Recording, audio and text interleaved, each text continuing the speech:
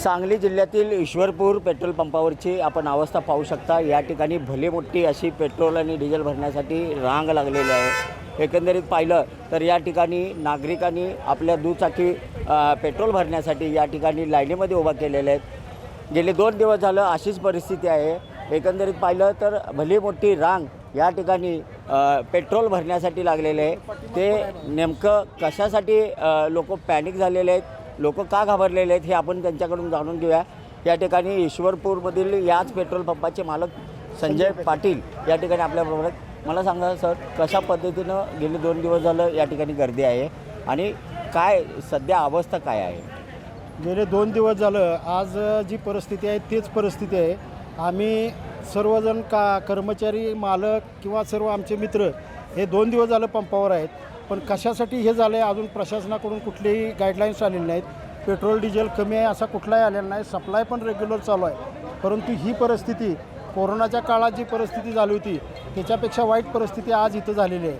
मग ह्या गोष्टी जर प्रशासनानं आणि जिल्हाधिकाऱ्यांनी थोडंसं गाईडलाईन्स दिल्या आणि पब्लिकला जर शाश्वत केलं तर ही परिस्थिती होणार नाही असं मला वाटतेलं आहे। परंतु ह्या परिस्थितीमुळं जे डिझेल पेट्रोल आमच्याकडे आहे ते सुद्धा 3-4 दिवस जाणार आहे, 1 नाही 2 दिवसात ते संपणार आहे। त्याच्यानंतर अजून सप्लाय बंद आहे असा काही विषय नाही, सप्लाय तर रेग्युलर चालू आहे। परंतु ही परिस्थिती जर राहिली तर शेवटी कामगार, मालक आणि यांचा सगळ्यांचा जर विचार केला तर हे अडचणीचा विषय होऊन बसलेला आहे। कारण आज दिवसात आमच्या कामगारांनी जेवण व पाणीसुद्धा प्यायची त्यांची अडचण झालेली आहे। 8 तासाची ड्युटी असली तर 8 तासात त्यांना काही मिळत नाही।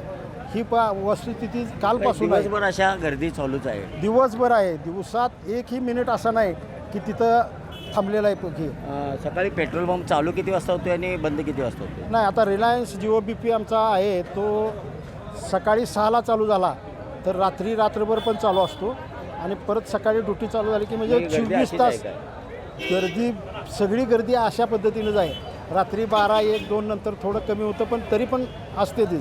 जे पब्लिक इथं येऊन जातं ते पुन्हा रात्री उशिराने येतं जर लाईन बघून परत गेले। सरकारला काय विनंती करताय?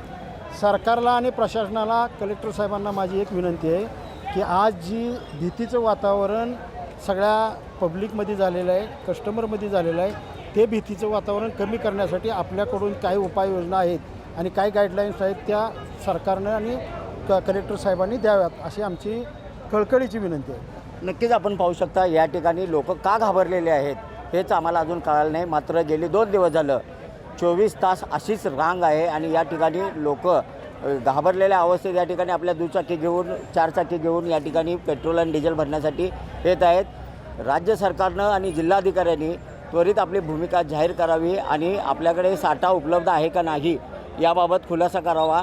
दरम्यान सांगलीचे कर्तव्यदक्ष जिल्हाधिकारी अशोक काकडे यांना दूरध्वनीवरून संपर्क साधला असता त्यांनी सांगितलं की नागरिकांनी कोणत्याही परिस्थितीत पॅनिक होण्याची आणि घाबरण्याची गरज नाही। आपल्याकडे पुरेसा असा डिझेल आणि पेट्रोलचा सर्व साठा उपलब्ध आहे। त्यामुळं कोणीही नागरिकांनी अफवांच्यावर विश्वास ठेवू नये आणि घाबरून जाण्याचं कारण नाही असं स्पष्ट त्यांनी माहिती दिलेली आहे। कॅमेरामन सुजितसोबत मी शंकर देवकुळे, TV9 मराठी, ईश्वरपूर, सांगली।